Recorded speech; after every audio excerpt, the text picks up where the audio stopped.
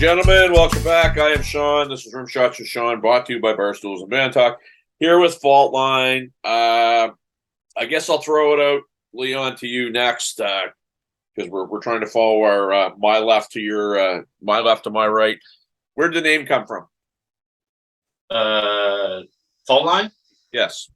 I'm not really sure because I'm not the one who really picked it. It's more of Luke's. I didn't come up with it. I guess I kind of took it off of another band's song, but I was driving and I am actually a big 90s fan and I love my Silverchair.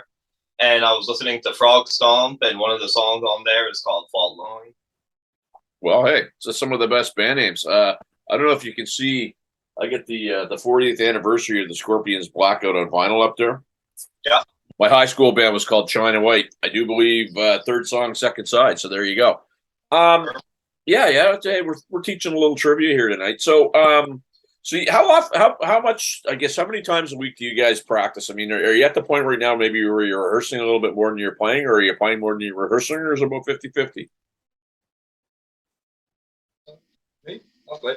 Usually we play like once a week, and if we got something big coming up, we'll do twice, or sometimes even 3 times, depending on what it is, and if we need to touch up on stuff. But we've been really hammering the songs since, let's say, February as a group. So we've been really getting tighter and tighter, and just keeps flowing, and it's going pretty good. Yeah, I mean, the one thing that I noticed in your set, and I mean, you know, you did, I believe you did "Zombie," didn't you, by the Cranberries? That was one of the songs, but and you pulled out "Firehouse," and it's funny because one of the guitar players in my band, I suggested that song actually before I saw you guys, and he's like, nah. And I'm like, listen, it goes over. We're doing it. That is all. What other songs do you get? Are you doing any of your own stuff? Or are you focusing on the covers right now?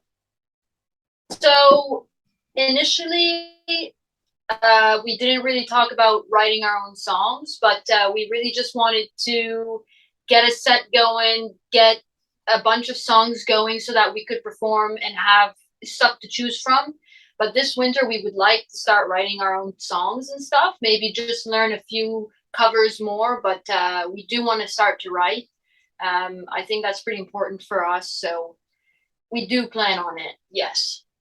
No, it's kind of tough because there's kind of 3, I guess, categories of bands, right? There's a total original band, and that's all they do. So they're either, you know, trying to make ends meet, or they have jobs or doing originals. Then there's total cover bands, right? And they typically can do okay. And then there's a little bit of both. And a little bit of both is kind of, I've been part of that. And that's kind of the more confusing one, right? Is in that you confuse your audience because they want to hear the, you know, the classic cover tunes. You throw one of your own songs in there and they kind of zone out a little bit. Would you, I mean, maybe you haven't given it some thought. Would you guys be in that category, or would you just try to separate it and be over in the all original thing for different shows? Didn't think that far ahead. It'll all depend. Have to ride the wave, see what's going on. Down here, I find there's support for original songs. We have a few groups, Peanut Butter Sunday. We have Petit Beliveau. A lot of people growing up there with just being known. I find a lot of the community is supportive. So I think we'll be able to get by down here, and we'll have to wait and see how it goes elsewhere. Right on. Yeah. And, you know, again, it's, we all experienced 2 years of complete and utter BS. I mean, it was not fun. I don't know about you guys, but things opened up and it just seemed like an onslaught. It was like, you know, a couple of weeks of kind of dribs and drabs. And all of a sudden you're seeing shows like crazy. Like April Wine played in Dartmouth on Saturday night and there was 5,000 people there. Are you finding at your shows that's what's taking place? Like people are coming back, or are they kind of still a little bit trepid and they're kind of, we'll wait to see what's going on? Okay. I think there's definitely more of a buzz around events now, and the fact that people are actually planning to go to things now is great too.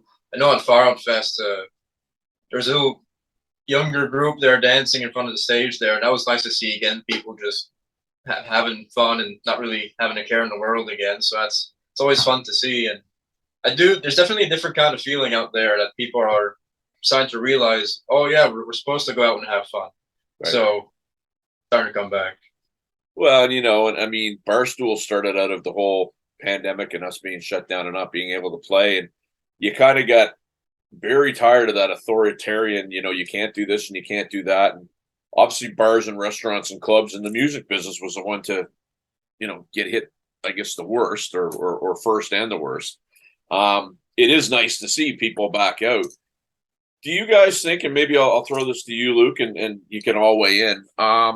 Do you think that maybe when it first opened up, it was kind of like, well, you know what, play for exposure again.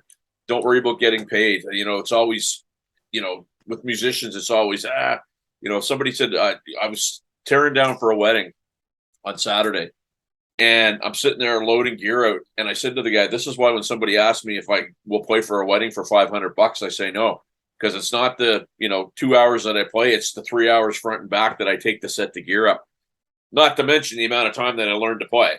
Do you guys feel that maybe they're taking advantage a little bit, or are they starting to pay people for what they're doing? I don't know how it is up your way, but down here, I can say one thing: we have played a couple of gigs this summer that weren't very profitable, I suppose. But it's like you said, we're trying to just put our name out there and just trying to, make a move, I guess. So money to us this summer wasn't our number one concern, but it would be nice to get paid a little more for sure for all the work that we put into it. But at the same time, we're a new group, so we couldn't ask the big money. But hopefully, in the few months and years to come, we'll be able to get the big bucks, I guess. Yeah, and that's, I guess, on one hand, it is fair if you're new, but on the other hand, I said this to people before. A new lawyer doesn't work for free. A new doctor doesn't work for free, right?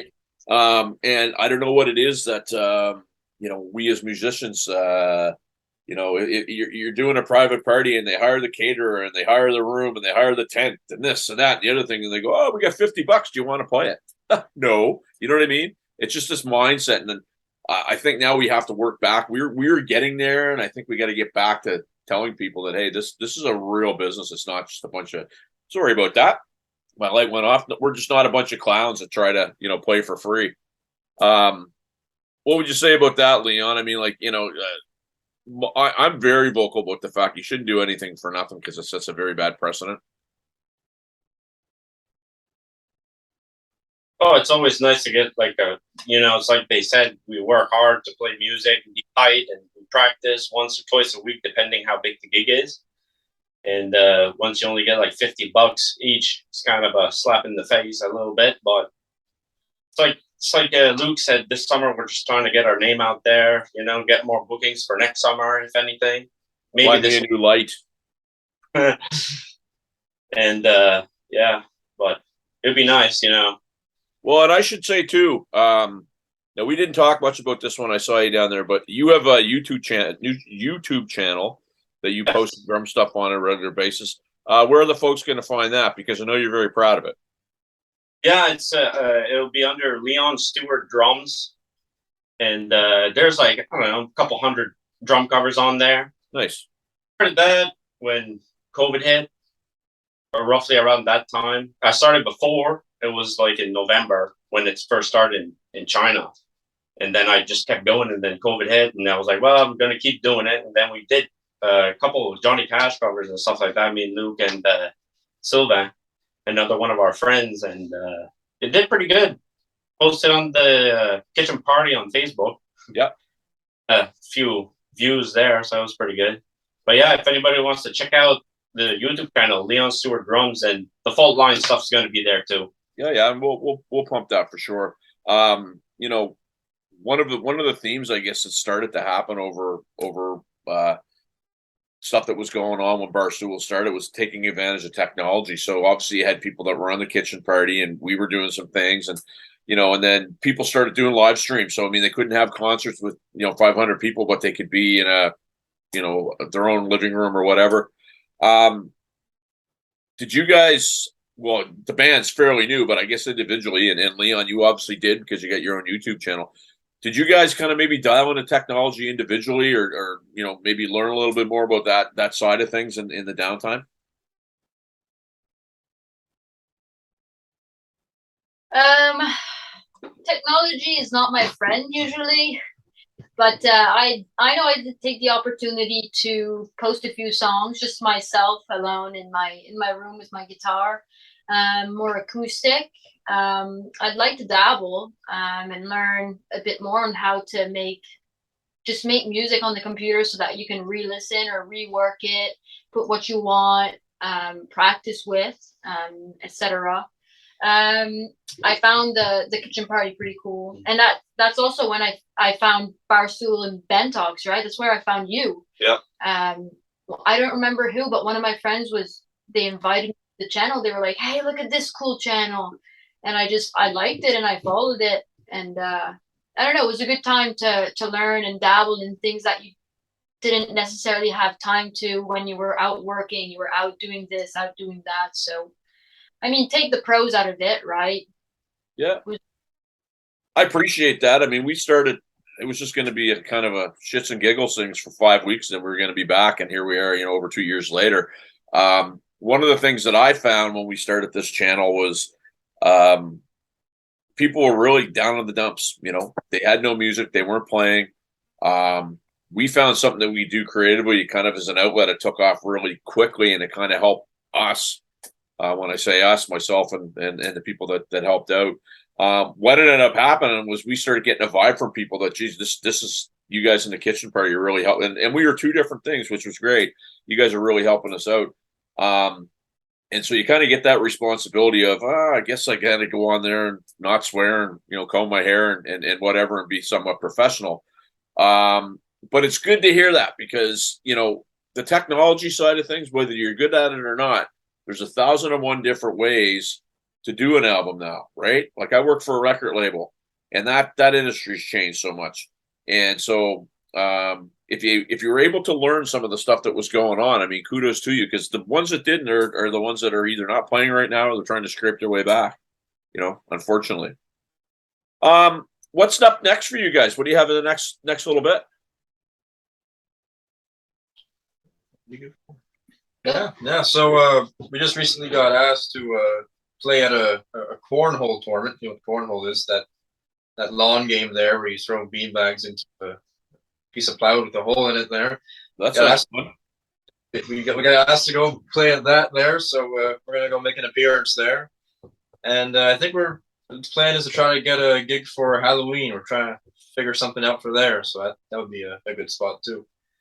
Because we have to get some stuff out of the way because in November Leon's a lobster fisherman, so from November to just around February he's busy all the time. So it'd be nice to crank a few more out before the winter comes.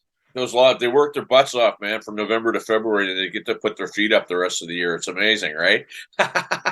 No, you guys work hard down there. I got a bunch of friends that do that all over the province, and it's hard, tough work. So I guess Luke, I'll get you first to say where are my viewers, my people that tune into this silly little show, going to find out more about you guys? What's that? Where are we going to find more about Faultline? Where are my viewers going to find you?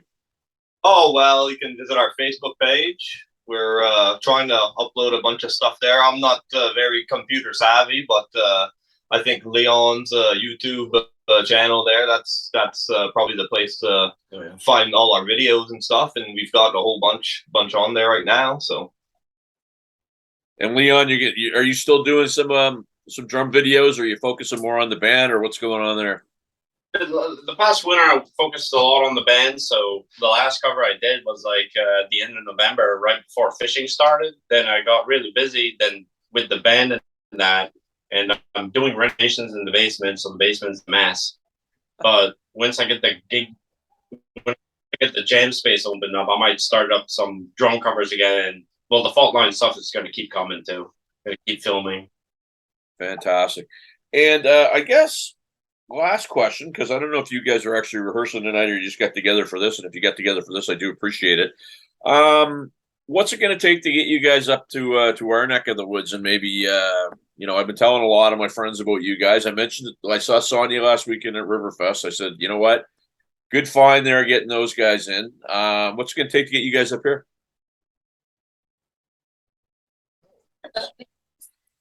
we're more than willing to come down, man. That sounds like a good time. Go over. You said Monty's, right? Is it? Well, I tell you, so I do a lot of promotion for Monty's. It's a throwback club, best PA, best lights. It's a cabaret, right? So you go in there. They had Anvil there last weekend when I was at Riverfest, and when that place is packed, they can get 500 or 600 people in there. It's a great place and a lot of fun. So we'll maybe have to talk about getting you guys up there in the next while. Oh yeah, for sure. Be our pleasure. Well, guys, look, I want to thank you for doing this, and we're going to stop this, but don't go away when we hit stop because I want to chat with you for a couple minutes. Best of luck going on. Like I say, when I was down there, I was, I'm not going to say I don't impress easy. That wasn't it. I'm just sometimes you just go out and you're not expecting to see something, and you do, and it was a great surprise for me, and I really really enjoyed you guys, and we'll keep an eye on you, and hopefully be able to give you a hand where we can. Perfect. Thanks, man. Appreciate Appreciate it. Peace, guys.